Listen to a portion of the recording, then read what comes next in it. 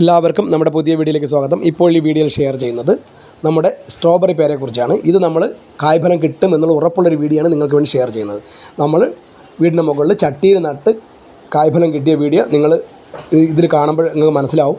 അപ്പോൾ അതിന് കൊടുത്ത വളങ്ങൾ നമ്മൾ പറയുന്നുണ്ട്. ധൈര്യമായി നിങ്ങൾക്ക് ഇത് വീട്ടിൽ മേടിച്ച് വയ്ക്കാം.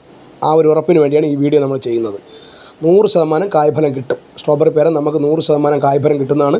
മുമ്പ് നമ്മൾ ഒരു വീഡിയോയിൽ കവറിൽ കായ്ക്കുന്ന ചെടികളിൽ, ചട്ടിയിലും കവറിലോ കായ്ക്കുന്ന ചെടികളിൽ സ്ട്രോബെറി പേര നമ്മൾ പരിചയപ്പെടുത്തിയിട്ടുണ്ടായിരുന്നു. അപ്പോൾ ഈ വീഡിയോയിൽ തന്നെ നിങ്ങൾക്ക് അറിയാൻ കഴിയും, നമ്മൾ ടെറസിൻ്റെ മണ്ടിൽ വെച്ചിട്ടാണ് കായ് വന്നിട്ടുണ്ട്. അപ്പം ഒരു 100% ഉറപ്പുള്ളത് കൊണ്ടാണ് ഈ വീഡിയോ നിങ്ങൾക്ക് വേണ്ടി ഷെയർ ചെയ്യുന്നത്. ഇതിന് കൊടുത്ത വളങ്ങൾ നമ്മൾ പറയുന്നുണ്ട്. ഇതിന് മുകളിലെ മണ്ണ് ചട്ടിയിലാണെങ്കിൽ നല്ല രീതിക്ക് ഇളക്കി കൊടുത്ത് വെള്ളം കൃത്യമായി വാർന്ന് പോകണം.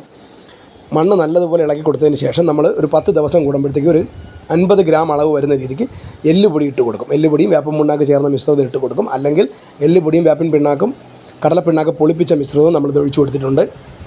അപ്പോൾ വീഡിയോ ഇഷ്ടപ്പെടുകയാണെങ്കിൽ നിങ്ങൾ മാക്സിമം ഒന്ന് ഷെയർ ചെയ്യുക.